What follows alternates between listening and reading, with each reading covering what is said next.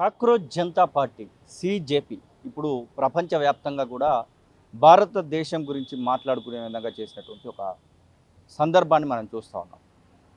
ధర్మేంద్ర ప్రధాన్ రాజీనామా చేయడం, ఆ తర్వాత ఆ పార్టీకి సంబంధించినటువంటి నేతలు కొంతమంది బీజేపీ నేతలతో కలవడం, ఆ తర్వాత చాలా వరకు వారికి సంబంధించినటువంటి డిమాండ్స్ను కూడా ప్రభుత్వం ముందర పెట్టడం, తర్వాత జరుగుతున్నటువంటి ఆ పరిణామాలన్నింటినీ కూడా మనం చూస్తాం. ఇక సిజేపీ పార్టీ ఆ పార్టీకి సంబంధించినటువంటి ముఖ్యమైనటువంటి బాధ్యులతో 5వ తారీఖున ఒక కార్యక్రమం అయితే ఏర్పాటు చేసుకుంది. ఆ కార్యక్రమంలో తదుపరి కార్యాచరణ అయితే రూపొందించబోతున్నట్టుగా తెలుస్తూ ఉంది.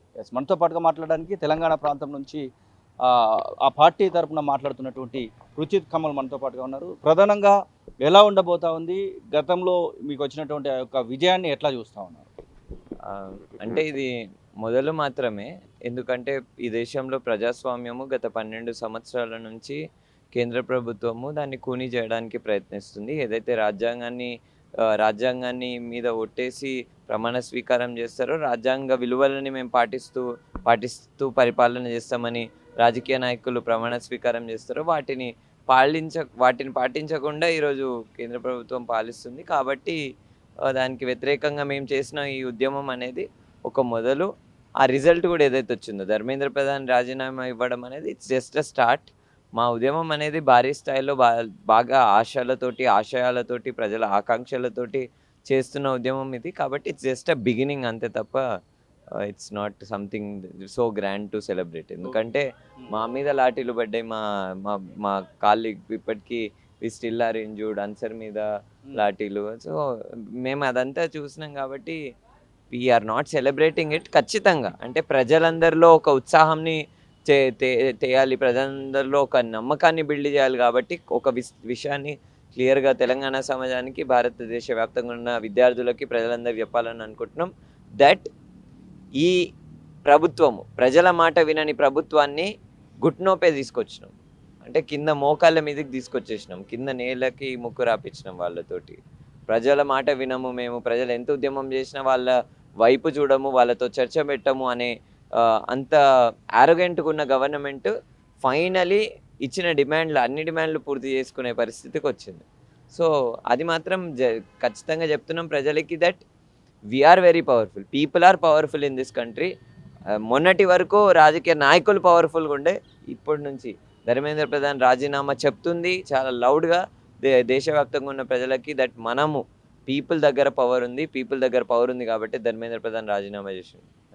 ఎల్లుండి ఎలాంటి నిర్ణయాలు ఉండబోతున్నాయి అనుకుంటా ఉన్నారు? ప్రధానంగా ఇంకా చాలా ఉంది మేము చేయాల్సిందని చెప్పేసి ఇప్పటికే అభిజిత్ దీప్కే చెప్తా ఉన్నాడు. దాంతోపాటుగా తను కూడా చాలా వరకు నేను చదువుకున్నటువంటిది స్కాలర్షిప్లతోనే అంటూ, అలాగే లోన్లు తీసుకొని నేను చదివానంటూ తను కూడా ఓపెన్ ఛాలెంజ్ చేస్తా ఉన్నాడు ప్రైమ్ మినిస్టర్ మోదీకి.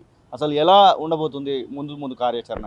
అంటే ఛాలెంజ్ ఏం లేదు, ఆయన ఎవరికో పాపం పని లేదు, చాలా విషయాల గురించి ఆర్టీఐ చేయొచ్చు. ఇన్ఫ్యాక్ట్ ఆర్టీఐ వేసిన వాళ్ళనే బొద్దింకలని ఒక చీఫ్ జస్టిస్ ఆఫ్ ఇండియా అన్నాడు. సో ఆర్టీఐలు చాలా విషయాల గురించి చేయొచ్చు.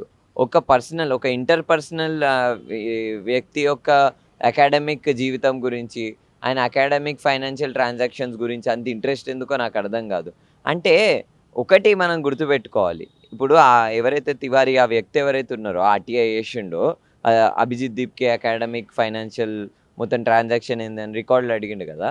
ఇట్లాంటి డౌట్స్ ఎందుకు వస్తున్నాయంటే ఈ దేశంలో ఉన్న హోంమంత్రి మీద, ఈ దేశంలో ఉన్న ఏదైతే సెక్యూరిటీ సిస్టమ్స్ని మేనేజ్ చేయాల్సిన మినిస్టర్లు, డిఫెన్స్ సిస్టమ్స్ని మేనేజ్ చేయాల్సిన వ్యక్తులు ఎవరైతే బాధ్యులు ఉన్నారో నాయకులు, వాళ్ళ మీద దేశ ప్రజలకి నమ్మకం లేదు. కాబట్టి ఖచ్చితంగా అమిత్ షా వీకు, ఖచ్చితంగా ఈ బీజేపీ ప్రభుత్వం వీళ్ళు వీక్గా ఉన్నారు. కాబట్టి ఎవడో ఒకడు టెర్రరిస్ట్ దగ్గర ఫండింగ్ తీసుకుంటాడు. కాబట్టి ప్రతి ఒక్కరు మీద అంటే అంత నమ్మకం లేదా వీళ్ళకి? ఆ తివారీకి నమ్మకం లేదా? ఈ దేశంలో ఉన్న కేంద్ర హోంశాఖ మంత్రి మీద నమ్మకం లేదా? అమిత్ షా ఈ దేశంలో పాకిస్తాన్ వాడు పైసలు ఇస్తే తీసుకునే పరిస్థితి తీసుకురాడు, ఈ దేశంలో పాకిస్తాన్ ఫండింగ్ని అలౌ చేయడు అనే నమ్మకం కూడా లేకపోయింది. కాబట్టే అభిజిత్ దీప్కి చదవకుండానే ఆర్టీఐ వేసే పరిస్థితి వస్తుంది. దిస్ రిఫ్లెక్ట్స్, ఆ ఆర్టీఐ అనేది ఏం రిఫ్లెక్ట్ చేస్తుంది అంటే ప్రజలకి బీజేపీ దేశాన్ని రక్షిస్తుంది అని ఏదైతే భావన ఉండేనో అది మొత్తానికే విరిగిపోయింది, ప్రజల్లో నమ్మకాన్ని కోల్పోయింది దేశ రక్షణ ఆస్పెక్ట్లో. కాబట్టి అది రిఫ్లెక్ట్ చేస్తుంది. అదొక విషయం. ప్లస్ అభిజిత్ దీప్కే చాలా క్లియర్గా చెప్తున్నాడు, మేము కూడా చాలా క్లియర్గా చెప్తున్నాము దట్ ఏ రోజైతే నరేంద్ర మోదీ ఆయన డిగ్రీ సర్టిఫికేట్లని ఎక్కడ చదివిండో ఎంత మార్కులు వచ్చినాయో అవి ఎప్పుడైతే ఆయన పెడతాడో బయట, అప్పుడు ఖచ్చితంగా అభిజిత్ దీప్కే పెడతాడు. అభిజిత్ దీప్కే ఖచ్చితంగా పెడతాడు. రెడీగా ఉన్నాయి డాక్యుమెంట్లు, అభిజిత్ దీప్కే ఏడు చదివిండు, ఎంత లోన్ తీసుకుండు, ఏం కథ అనేది అన్నీ రెడీగా ఉన్నాయి. కొంచెం నరేంద్ర మోదీ కూడా కొంచెం ఫ్యాక్స్ ఏదో చేస్తే స్కాన్ చేసి మాకు అడోబ్ స్కాన్ చేస్తే మేము కూడా వీళ్ళు ఆల్సో తెలంగాణ లేపిద్దాం. ఎంత ఒక 3 కిలోమీటర్లకు ఒక చోట ఓ నోటీస్ బోర్డు లెక్క అతికిస్తాం. ఎవరిది? నరేంద్ర మోడీ డిగ్రీ సర్టిఫికెట్, దాని పక్కనే అభిజిత్ దీప్కే 7 పైసలు తీసుకున్నాడు అనేది అతికిద్దాం. ప్రధానంగా 5వ తారీఖున తెలంగాణ నుంచి రిప్రజెంటేటివ్స్ ఎవరైనా పోతా ఉన్నారా? తెలంగాణ నుంచి ఇప్పుడైతే కీలకంగా మేము ముగ్గురము, నేను, విజయ్, అన్సర్, మేము కోఆర్డినేట్ చేస్తున్నాము సిజేపీ నేషనల్ లెవెల్లో. అండ్ సో చూడాలి అంటే ఏ విధంగా ఉంటుంది అనేది, ఎందుకంటే రోల్స్ అండ్ రెస్పాన్సిబిలిటీస్ని మేము డిస్ట్రిబ్యూట్ చేసుకున్నాం. గతంలో సనా షేక్ అనే అమ్మాయి సూసైడ్ చేసుకున్న విషయం తెలిసిన దాని తర్వాత నేను ఢిల్లీ నుంచి రావాల్సి వచ్చింది. వచ్చి ఇక్కడ ఆ బాధిత కుటుంబాలకి అండగుండి వాళ్ళ ఏంటి పరిస్థితి అని తెలుసుకోవాల్సి వచ్చింది. కాబట్టి ఆ విధంగా రోల్స్ అండ్ రెస్పాన్సిబిలిటీస్ స్ప్లిట్ చేసుకొని మేము రాజకీయ పార్టీల లెక్క 1 లీడర్ 1 ఇదంతా కాదు మాది. మా పాలసీ చాలా క్లియర్, కలెక్టివ్ స్పిరిట్ ఉండాలి. మేము ఉద్యమం చేస్తున్నాం, మేము రాజకీయ పార్టీ పెట్టట్లేదు, మాకు సెల్ఫిష్నెస్ లేదు, మేము అందరం కలిసి పనిచేయాలని అనుకుంటున్నాం. మాది పిరమిడ్ స్కీమ్ కాదు, మాది సర్క్యులర్ స్కీమ్. అంటే మేము అందరం ఒక కలెక్టివ్గా ఉండాలని అనుకుంటున్నాం, అందరం సమానంగా ఉండాలనుకుంటున్నాం. కాబట్టి తెలంగాణలో చాలా సమస్యలు ఉన్నాయి, వాటి గురించి రేపు నేను అన్సర్ ఇక్కడ ఉంటే, లేకపోతే అన్సర్ ఇంకా విజయ్ ఇక్కడ ఉంటే నేను వెళ్ళొచ్చు, లేకపోతే నేను ఇంకా విజయ్ వెళ్ళొచ్చు, అన్సర్ ఇక్కడ అట్లా ఏదో ఒకటి మేము బ్యాలెన్స్ చేసుకొని రోల్స్ అండ్ రెస్పాన్సిబిలిటీస్ అనేవి స్ప్లిట్ చేసుకొని వి విల్ సీ ఎవరు వెళ్తారు. ఐడెంటిఫై చేశారా తెలంగాణకు సంబంధించినటువంటి సమస్యలు, తెలంగాణకు సంబంధించినటువంటి వ్యవస్థ, దీని మీద ఎలాంటి రిప్రజెంటేషన్ తెలంగాణ నుంచి మీ ముగ్గురు తరపు నుంచి ఉండబోతుంది అనుకుంటాం? ఐడెంటిటీ ఏంది, తెలంగాణ బిడ్డలం కదా మేము. ఎన్నో సంవత్సరాల నుంచి మీరే చూస్తున్నారు, దామగుండం నుంచి మొదలు పెట్టుకొని హెచ్సియు, మూసి, వాస్తవానికి తెలంగాణలో అన్ని ప్రాంతాలు తిరిగి ప్రజలతో చర్చించే వాళ్ళము. మేము ఆల్రెడీ అన్ని సమస్యల గురించి అడ్రస్ చేస్తున్నాము. ఇంకా అంటే ఈ సిజేపీ సౌండ్ వచ్చినాక, అంటే సిజేపీ ఇది ఒక ఫినామినా వచ్చిన దాని తర్వాత ఏ ఇష్యూని ఎత్తుకోవాలని అయితే మేము అనలైజ్ చేస్తున్నాం. చాలా సమస్యలు ఉన్నాయి, విద్యార్థి సమస్యలను ఫోకస్ చేస్తున్నాం. దాంతోపాటు నిరుద్యోగుల సమస్యలు ఉన్నాయి మన తెలంగాణ రాష్ట్రంలో. దాంతోపాటు ఆరోగ్యానికి సంబంధించి వైద్య వ్యవస్థ మన రాష్ట్రంలో చక్కగా లేదు. ఇవన్నిటిని కూడా చూస్తున్నాం. ప్రైవేట్ స్కూళ్ళ ఫీజుల మీద కూడా దృష్టి పెడుతున్నాం. సో అదే మీటింగ్కి సంబంధించి ఏదైతే మీరు ధర్నా 36 రోజుల పాటు జరిగిందో, అక్కడికి ఒక అమ్మాయి వచ్చి, ఆమె 15 ఏళ్ళు 25 ఏళ్ళు అని ఇట్లా సర్క్యులేట్ అవుతా ఉంది. ఆ అమ్మాయి మాట్లాడినటువంటి మాటలు వెంటనే ప్రధాని మోదీ కూడా నేను క్షమిస్తున్నా అని చెప్పడం, తను కూడా సారీ చెప్పడం, ఇదంతా వ్యవస్థను ఎట్లా చూడొచ్చు అసలు ఈ సారీలు చెప్పడము, ఈ సెల్ఫీలు ప్రధానమంత్రి నుంచి రావడం, ఈ వ్యవస్థను ఎట్లా చూడొచ్చు? అంటే షేమ్ ఉండాలి ఒక నాయకుడికి. Narendra Modi should have some shame. ఎందుకు ఆ చిన్న అమ్మాయితోటి ఎందుకు అంటే, షీఈ్ అ పర్సన్. ఆమె పొలిటికల్ ఏంటి, ఆమెకు అంత పొలిటికల్ ఐడియాలో ఏదో ఉంది, ఆమెకి పొలిటికల్ ఏదో చెయ్యాలి అనేది ఏం లేదు కదా. ఆమె కూడా మూవ్మెంట్ స్పేసెస్లో 15 ఇయర్స్ అంటే ఆమెకి ఏం ఎక్స్పోజర్ ఉంటుంది పొలిటికల్ మూవ్మెంట్స్ గురించి, ఇవన్నిటి గురించి. సో ఆమె స్వతహాగా ఇదంతా అన్యాయం జరుగుతుంది, అందరూ ఏంటిది ఈ దేశంలో ఎవరైతే ఈ దేశం బార్డర్లో ఉండి కొట్లాడిర్రో ఈ దేశాన్ని రక్షించుకోవడం కోసం, అట్లాంటి సోల్జర్లు ఈ ప్రొటెస్ట్కి వెళ్తున్నారు. ఈ దేశాన్ని రక్షించుకోవడం కోసము సోనం వాంగ్చుక్ లాంటి వాళ్ళు ఈ దేశంలో ఉన్న ఆర్మీ విభాగానికి కొత్త కొత్త టెక్నాలజీని తయారు చేసి ఈ దేశంలోనే అందరికంటే పెద్ద దేశభక్తుడు ఎవరు ఉన్నారంటే సోనం వాంగ్చుక్.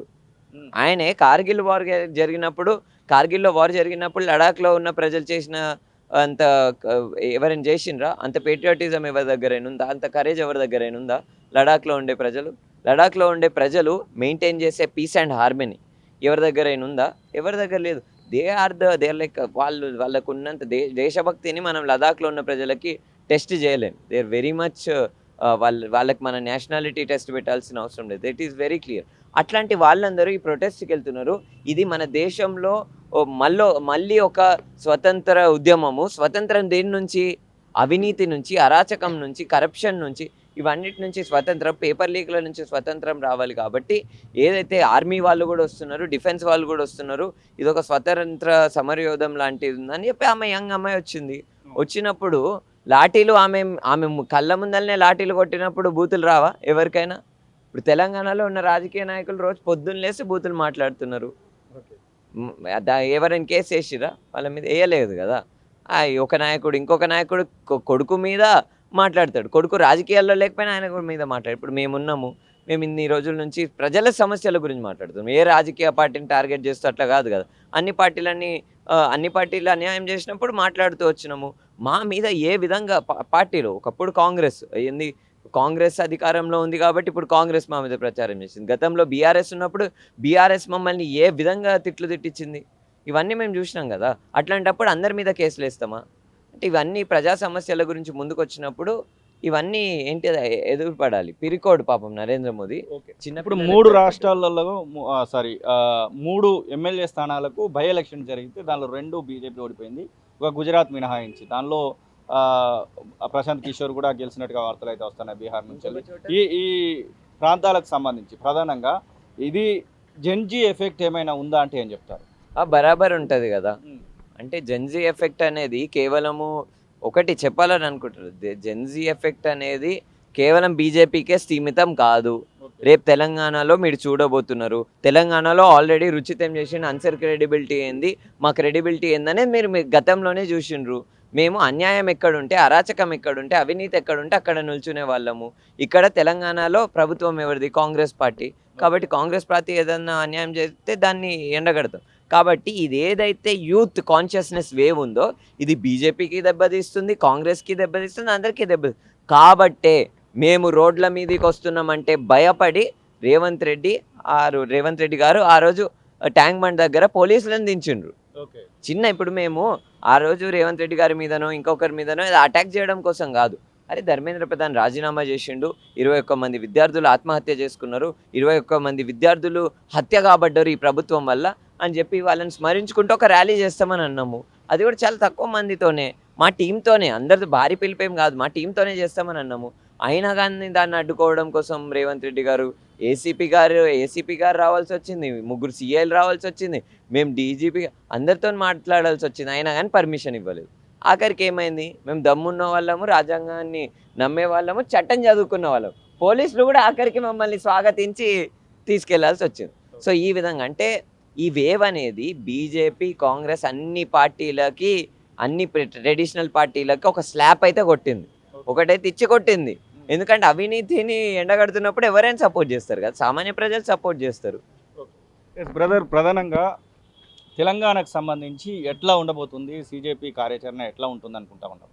తప్పకుండా అండి. తెలంగాణలో రాష్ట్ర వ్యాప్తంగా ఉన్న సమస్యల గురించి మనం ఎప్పటి నుంచో మాట్లాడుతున్నాం. రుచిత్ గురించి చెప్పినట్టు గత సంవత్సరం నుంచి చూస్తూ ఉంటే విద్యాపరమైన అంశాలు చూస్తాయి. ఇప్పుడు విద్యామంత్రి ఎవరు మన రాష్ట్రంలో? అవును. కానీ విద్యకు సంబంధించిన అంశాలు ఈ రాష్ట్రంలో ఎంత అడ్మినిస్ట్రేషన్ అవుతున్నాయి, అంటే కొన్ని ఉంటాయండి. మనం యాజ్ ఎ డెమోక్రటిక్ కంట్రీగా డీసెంట్రలైజ్డ్ ఫార్మ్ ఆఫ్ మెథడాలజీని యూజ్ చేయాలి. విద్య అంతా ఒక చోట సెంట్రిక్గా ఉండి ఒకరి చేతుల్లో పెడితే అది కార్పొరేట్ విద్య అవుతుంది. డీసెంట్రలైజ్డ్ మెథడ్ యూజ్ చేస్తూ విద్యని అంటే ఒక ప్రాంతం నుంచి ఇంకో ప్రాంతానికి మనం ఎట్లా తరలిస్తామో ఒక వ్యవస్థని, ఒక అడ్మినిస్ట్రేషన్ ప్రాసెస్ని, అట్లానే విద్యను కూడా ఒక డిఈఓ స్థాయి నుంచి కింద ఎస్జిటి స్థాయి వరకు డిస్క్రిషనరీ పవర్స్ వాళ్ళకి ఇస్తే వాళ్ళు ఒక పిల్లవాడిని ఎట్లా తయారు చేయాలో, ఈ దేశ భవిష్యత్తుని ఎట్లా మార్చాలో సమతూలంగా చేయగలరు. అంటే అదొక బేసిక్ నేను ప్రిన్సిపల్ లా చెప్తున్నాను. విద్యాపరమైన అంశాలు ఉన్నాయి. ఇంకోటి చూడండి, విద్యార్థులకి గత 2 సంవత్సరాల నుంచి మన రీఎంబర్స్మెంట్ బకాయింపుల గురించి మాట్లాడుతున్నారు. బట్టి విక్రమార్కులు గారు ఒక సంవత్సరం ముందల ఎంతో అంతా విడుదల చేశారు. కానీ మనకి కావాల్సింది ఏంటి? దఫాల వారుగా రియంబర్స్మెంట్ అనే అంశము ఇస్తూ ఉంటే ప్రజల్లో ఒక ఊడిగం, అంటే ఒక ఉపసహనం వస్తూ ఉంటుంది. అది ఉంటే విద్యార్థులు వాళ్ళ సర్టిఫికేట్ విషయంలో అయినా కానీ, వాళ్ళ వేరే కట్టే ఫీజుల విషయంలో అయినా కానీ కొంత వెసులుబాటు కలుగుతూ ఉంటుంది. ఆ విషయాలు మాట్లాడుతూ ఉంటాం, అలాంటి రిలీఫ్స్ ఉంటా ఉంటాయి. ఇంకో విషయము, ఇప్పుడు జరుగుతున్న పరిస్థితులు ఏంటి? కొన్ని స్కూళ్ళను మూసేస్తా అంటున్నారు. అదంటే మళ్ళీ సెంట్రిక్గా అవన్నీ కలిపి ఒక యూనిఫైడ్ స్కూల్ మెథడ్ని తీసుకొని వస్తా అంటున్నారు. దానివల్ల ఎలాంటి సైంటిఫిక్ మెథడ్ యూజ్ చేస్తారు? విద్యార్థికి ఎట్లాంటి ఎక్స్పోజర్ దొరుకుతుంది? గ్రామీణ ప్రాంతం నుంచి వస్తున్న విద్యార్థికి ఎలాంటి ఎక్స్పోజర్ వస్తుంది?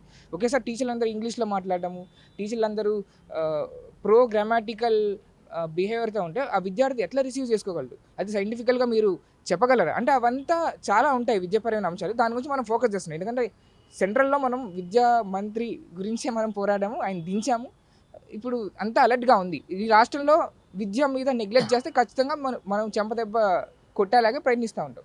అలాగే గుర్తుపెట్టుకోండి, మనము ప్రయత్నాలు చేసే అంశాలు రాజ్యాంగబద్ధంగానే ఉంటాయి, ప్రజల శ్రేయస్సు కోరే ఉంటుంది. మనం యూత్ ఏదో ఫోమోలో వచ్చేసి ఏదో ఎగ్జైట్మెంట్లో వచ్చి కాదు, మేము అందరం చదువుకున్న వాళ్ళమే. హైదరాబాద్లో కొన్ని వేల మంది ఇప్పటికిప్పుడు మనం ప్రొటెస్ట్కి కాల్ ఇస్తే వేల మంది వస్తారు. ఎందుకంటే మనకు ఆ క్రెడిబిలిటీ ఉంది, మనం రాజ్యాంగాన్ని నమ్మాము, పీస్ఫుల్ అసెంబ్లీ అవ్వగలము. ఒక అడ్మినిస్ట్రేషన్ ఎట్లా పనిచేస్తుంది, పోలీస్ వ్యవస్థ ఎట్లా పనిచేస్తుంది, సీఎం అయినా ఆ కింద ఉన్న క్లర్క్ అయినా ఒక్కరేరా, కాకపోతే మీ పదవులు వేరు, మీ పాత్రలు వేరు అని ఆ క్లారిటీ మాకుంది.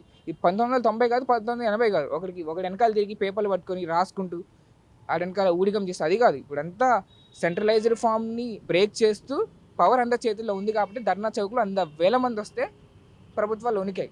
పవర్ అందరి చేతిలో ఉంది, ఇప్పుడు ప్రజల చేతుల్లో ఉంది, విద్యార్థుల చేతుల్లో ఉంది. అదే మేము చెప్తున్నాము, భవిష్యత్తులో తెలంగాణలో ఎలాంటి చిన్న ఇన్సిడెంట్ జరిగినా అగ్గి రాజుకుంటుంది, గుర్తుపెట్టుకోండి. అంత ఏంటి మీ వెనకాల ఫినాన్షియల్ సపోర్టర్స్ ఎవరో ఉన్నారు ఏంటి అన్నటువంటి మాటలు కూడా వింటా ఉన్నాం. మీరు ఇప్పుడు ఇద్దరు కనబడతా ఉన్నారు, ఇంకా విజయ్ అని పేరు చెప్తా ఉన్నారు, ఇంకా చాలా మంది ఉన్నారు. తెలంగాణ నుంచి కూడా ఒక 70-80 మంది ఇక్కడ నుంచి ఢిల్లీకి కూడా పోయినట్టుగా మేము సోషల్ మీడియా, డిజిటల్ మీడియాలో ఫోటోలు, వీడియోలు అక్కడ కూడా చూసాం మేము. ఏంటి మీ ఫినాన్షియల్ సపోర్ట్ ఏంటి, ఎట్లా నడుస్తూ ఉంది? మరి మీకు సంబంధించి ఎవరైనా సపోర్ట్ చేస్తున్నారా? మరి పాకిస్తాను, చైనాను అట్లా ఏమైనా మీకు డబ్బులు సమకూరుస్తూ ఉందా? నిజంగా మా ఫినాన్షియల్ సపోర్ట్ బాగుంటే ఈ వర్షానికి ఎట్లా మీరు నా దగ్గరికి వచ్చి ఇంటర్వ్యూ ఎట్లా తీసుకుంటారు? ఏదో నా ఆఫీస్లో తీసుకుంటామని కదా. ఓకే, గుర్తుపెట్టుకోండి, మనందరం సామాన్యులం. 950 రూపాయలు పెట్టుకొని స్లీపర్లో వెళ్ళాం మనం ఢిల్లీకి, 20 మంది దాకా. అక్కడికి వెళ్ళిన తర్వాత మహాన్ బావులు వాళ్ళు ఎవరు భోజనాలు పెట్టారు మాకు, షెల్టర్. నాకు తెలిసిన స్నేహితులు ఉంటే వాళ్ళ హాస్టల్కి పిలిచి షెల్టర్ ఇచ్చారు, రెడీ అవ్వండి మళ్ళీ పొద్దున్న లేచిపోవద్దని. అలాంటి స్థితిగల్లో ఉండి దేశం కోసం ఏదో ముందుకు వచ్చి మా సమయాన్ని, మా ఎడ్యుకేషన్కి సంబంధించిన విషయాలు కొంత దూరం పెట్టి క్లాసులు ఎగగొట్టి ఇక్కడికి వస్తే మీరు మాకు డబ్బులు ఇస్తున్నారు, తీవ్రవాదులు, ఉగ్రవాదులు అని మీరేం పిలుస్తున్నారు? మరి ఎన్ఎస్ఏ ఏం చేస్తుంది, ఐబీ ఏం చేస్తుంది, ఇంకా ఇంటెలిజెన్స్ వాళ్ళు ఏం చేస్తున్నారు? మా అకౌంట్లో డబ్బులు పడతా ఉంటాయి. ఇప్పుడు వచ్చిన ప్రశ్న అదే కదా. అభిజిత్ దీప్కి ఏమంటున్నారు? ఆయనకి డబ్బులు వచ్చాయి, అవి వచ్చాయి, ఇవి వచ్చాయి నిందలేస్తుంటే అభిజిత్ చెప్తున్నాడు కదా. నిజంగా ప్రూఫ్ చేస్తే ప్రూవ్ చేయండి. నేను సర్టిఫికేట్లన్నీ చూపిస్తాను, నా ఎడ్యుకేషన్ సర్టిఫికేట్ చూపిస్తాను, నా ఇన్కమ్ సర్టిఫికేట్ చూపిస్తాను, నా బ్యాంక్ అకౌంట్ డీటెయిల్స్ నీకు ఓపెన్గా పెడతా ఉంటున్నారు. కానీ దానికి బదులుగా ఏమని అడుగుతున్నారు? మీ మినిస్టర్కి, నిజంగా మీ మినిస్టర్లు, మీ క్యాబినెట్లో కూర్చున్న వల్ల ఎడ్యుకేషన్ సర్టిఫికేట్లు చూపించండి, మీరు ఎంత క్వాలిఫైడ్ పర్సన్స్, మరి మీకంత డబ్బులు ఎలా వస్తున్నాయి? మనం కూడా అడగగలం కదా. వక్కున్నోడు, మాటున్నోడు ఎన్నైనా మాట్లాడగలడు. పని చేసేవాడు, పని చేయించేవాడిని మీరు ప్రశ్నించడం అది తప్పు. అంటే ప్రశ్నించడం ఓకే, పని నాపి నిందలేయడం తప్పది, నైతికంగా తప్పు. అదే మనం అడుగుతున్నాము. మాకు డబ్బులు లేవు, రోడ్ల మీద ఉన్నాము, తెల్ల చొక్కా, మేము చొక్కా వేసుకొని తిరుగుతున్నాం, కాళ్ళలో తిరగదు. ఇక్కడ మీకు కాళ్ళు కనిపిస్తున్నాయేమో, వేరే వాళ్ళు. అదే మీరు చెప్పండి, ఎట్లా ఉండబోతుంది అనుకుంటా ఉన్నారు ఈ మొత్తం సినారియో చూస్తూ ఉంటే? మొత్తం మీద ఢిల్లీలో ఒక ప్రోగ్రామ్ అయింది, ఇక్కడ ధర్నా చౌక్ దగ్గర ఇప్పటికి 3-4 భారీ సభలనే పెట్టినట్టుగా పెట్టారు మీరు ధర్నా చౌక్ వద్ద. ఇప్పుడు నెక్స్ట్ ఎలా ఉండబోతుంది అనుకుంటాం? ప్రజెంట్ అయితే మొన్న ఢిల్లీలో జరిగింది అని అవంతా ఒక స్టార్టింగ్ పాయింట్. ఇప్పుడు మనం నెక్స్ట్ రెగ్యులర్ ఏం చేసేది అనేది, ఇప్పుడు మన ఢిల్లీలో అంటే అది ఢిల్లీ నీట్ పేపర్ లీక్ అనేది దేశవ్యాప్తం కాబట్టి దాని గురించి అయిపోయింది. ఇప్పుడు ఈ స్టార్టింగ్ స్టేజ్ కాబట్టి మేము ఏదైతే ఎడ్యుకేషనల్ ఇన్స్టిట్యూట్ పైన కొట్లాడినామో అదే దాని ప్రాధాన్యతనే తీసుకొని తెలంగాణ నుంచి అది మూమెంట్. కాకపోతే ఇక్కడ తెలంగాణలో ఓన్లీ ఎడ్యుకేషన్ వరకే పరిమితం అనేది కూడా ఏం కాదు. ఇప్పుడు స్టార్టింగ్ పాయింట్ ఏందనేది మనం చూసుకున్నట్లయితే తెలంగాణలో చాలా మటుకు విద్యా సమస్యలు ఉన్నాయి. ఇప్పుడు మేము చేసేంత యువత విద్య చదువుతున్న వ్యక్తులము, ఇప్పుడు గ్రాడ్యుయేట్ అవుతున్న వ్యక్తులం కాబట్టి మాకు మెయిన్ ఏంటంటే విద్య పైన ఎక్కువ అవగాహన అని అవన్నీ ఉండడం వల్ల మేము స్టార్టింగ్ ఏంటంటే విద్య నుంచి స్టార్ట్ చేస్తాం. విద్య నుంచి స్టార్ట్ చేసి విద్యలో ఇప్పుడు ఉన్న లోపాలను కానీ సరిచేయడానికి అని ఇంకేమైనా డిమాండ్స్ ఉన్నాయి కానీ వాటిపైన ప్రజెంట్ అయితే మన దృష్టిని కేంద్రీకరించాలనుకుంటున్నాం. ఆఫ్టర్ దట్ దాని తర్వాత మేము ఏం చేయాలనుకుంటున్నాం అంటే ఈ తెలంగాణలో ఉన్న మిగతా సమస్యలు కానీ, హెల్త్ కేర్ కానీ, మిగతా సంబంధించిన సంక్షేమ వేరే వేరే పరిస్థితులు కానీ వాటిపైన కూడా మేము దృష్టికరిస్తాము.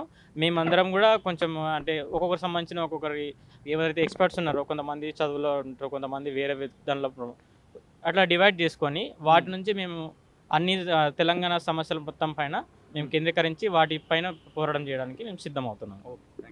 ఎస్, ఇది కాక్రోచ్ జనతా పార్టీకి సంబంధించినటువంటి బాధ్యులు ఒకరిద్దరు మనతో మాట్లాడుతున్నటువంటి మాటలను అయితే మనం చూస్తూ ఉన్నాం. మొత్తం మీద చాలా డెమోక్రటిక్గా ప్రజల కోసం ఉపయోగపడేటువంటి, విద్యార్థుల కోసం ఉపయోగపడేటువంటి ఆ కార్యక్రమాలను మేము తీసుకుపోతా ఉన్నాం. వాటిపైనే మా పోరాటం అయితే కొనసాగుతూ ఉంది. వాటిపైనే మేము ఉద్యమిస్తామనే మాటనైతే వారు చెప్తున్న పరిస్థితి. మా వెనకాల ఎవరు లేరు, మేము మా ఇండిపెండెన్సీతోనే మేము వెళ్తా ఉన్నామనే మాట కూడా వారు చెప్తున్నటువంటి సందర్భం. కెమెరా పర్సన్ అజర్తో శ్రీనివాస్, తొలివెలుగు, హైదరాబాద్.